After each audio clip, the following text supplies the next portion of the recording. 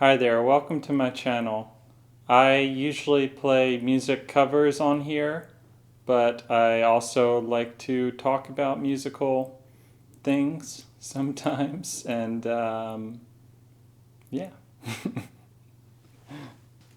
Today we're going to be talking about soul versus skill in music. Now, let me describe what I mean a little more when I say soul versus skill. So, soul or passion would be like emotion. When you listen to music and you feel that it's meaningful, the artist may have put a lot of emotion and meaning, and it's got soul, it's got passion, you can feel the life in it, and that's what I mean by soul. Mostly passion and emotion. Skill, when I say skill in soul versus skill, I'm talking knowledge of music, scales, chords, signatures, or key signatures, technique on guitar. It might be a skill you learn how to play a bar chord, and it might be the knowledge that you know all the chords in a certain key. So I guess by skill I mean skill and knowledge. So I did do a little research about this, and I came upon a forum from many years ago where someone had posted the same question, namely the question, do you need more skill or more soul or more passion, more skill or more passion? Someone said you could have one or the other, one of the commenters, but I don't think you can have one or the other. I think you always need a little bit of both, because even if you're passionate about something, you could be passionate about music and love music and be really soulful, but when you play, you're going to need to know at least, a few basic things, how to make even the most basic chords. You can't just know absolutely nothing and be all soul, all passion, and just be like, I'm emotional and I'll make great music because I feel it. You could make a song with C, F, and G and have a lot of feeling, but you still need to know how to play those chords, C, F, and G, right? At the same time, I'm not sure if there's anyone who really plays completely technically without any emotion. I mean, that seems kind of cliche. I know it's definitely a thing that happens. There's a feeling that if you get too technical and advanced, especially in jazz or maybe classical, certain compositions and such, I definitely think that's a concern. I don't know why I said that, but it is a concern. Like if you're learning music and you're like, wow, am I going to be all technical ability but then not be able to say anything interesting and not have any emotion, because it's just like I spent all this time on technique and knowledge and learning music, and I don't actually know how to make good, beautiful, soulful, passionate music. But I don't think that's really the case. I mean, anyone who's learning music, even if they're super technical, is going to have some reason they're doing it. They have to care a little bit, and even if they care a little bit, they're going to have some passion in their music. So, it's an interesting topic. I'm not sure what even led me to create this video. I guess in my own music, I find that as I make YouTube videos of myself playing piano and sometimes guitar, and I have a practice routine, I keep trying to learn new things. I've been learning about voicings this year. I've been learning how to make myself more relaxed when I play. So that's technique. And there's a lot of by the book stuff that I want to learn and keep learning. I mean, there's so much to learn. And that's all skill and knowledge, right? And that's important, because also that kind of helps you, that feeds into the soul too. When you can express yourself because you've practiced certain things and you know certain things, it gives you more ways to express yourself musically. But at the same time, you have to remember not to lose the joy of it and to have that emotional component. When I do my recordings, when I make videos, how do I even decide? I do a bunch of takes, right, of myself playing. This video I just made, Deck's Dark, I just recorded that today. Deck's Dark cover by Radiohead. I did about 3 takes and a lot of false starts, and the third one was the one that I kept. And how do I know that? It's just an intuitive thing. It's like you listen back to it, or after you play it even, you're like, I know that's the good take. Just I know.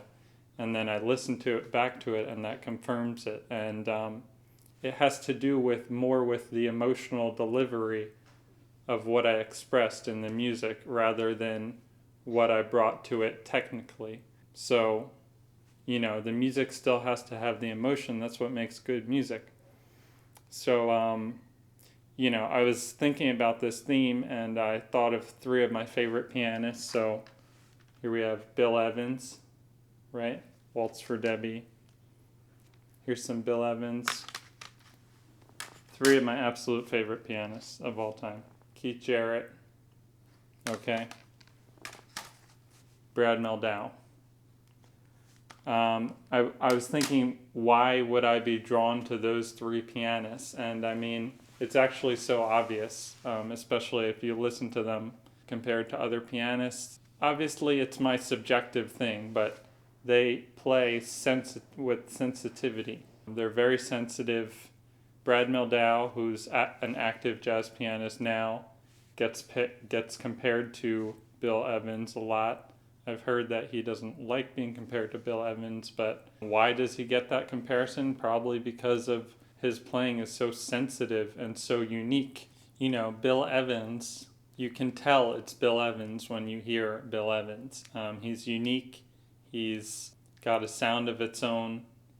And Brad Mehldau is the same way. Keith Jarrett is the same way. They're known for being very expressive. So they all 3 of these guys, 3 of my absolute favorites, they're very expressive. And they're also known for being incredibly skilled. I mean, at the same time, just because they're soulful and passionate doesn't mean Brad Mehldau, Keith Jarrett, and Bill Evans aren't also amazingly advanced technically. I mean, I don't know, probably in my lifetime I will never even reach their levels of proficiency. I mean, and that's fine, but they have jaw-dropping talent. And then there's other instances of some other amazing pianists. I can think of 2 of the greatest of all time. Some people would probably say the greatest there is when it comes to jazz piano, Art Tatum and Oscar Peterson. Now, I don't spend all my time listening to those guys, but I remember instances where I started to listen to them, and I was, it's incredible stuff. It's like beyond amazing. I don't even know what words can describe how technically gifted those guys are. But there is times where the skills, their tricks, and their showmanship and all that technical stuff can outweigh the emotion of what they're doing. And as a result, I mean, some of their stuff is like, yeah, it's amazing, but it doesn't make you feel anything. That's not to say they're never passionate, though. Like I said in the beginning, I think these things always go together. You can't be just soulful or just technical. You're always a little bit of both, even if you lean more on one side or the other. I don't know. This was just a conversation I wanted to have and put my thoughts out there. I don't think I have all the answers here. I just think it's an interesting topic to talk about, to think about, and I want to share my platform to just put the thoughts out there a little bit. Yeah, so I appreciate you all being here, listening to me, and definitely if you have any instances, anything you think of, leave a comment. If you have something to say about this between music being passionate or being skillful. Do you think it's one or the other, or is it both?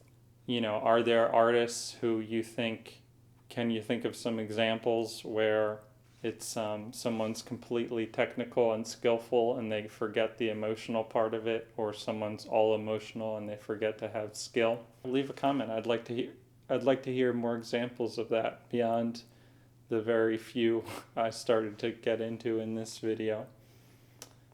Yeah, it's an interesting topic, and I really don't think this video is conclusive. It's just kind of, I just wanted to put it out there and put something into the conversation. I think it's an interesting conversation to think about in music or in any art form, or even just general careers and hobbies and all that stuff, the difference between passion and skill. So thanks again for joining me, and I'll see you next time. Thank you so much.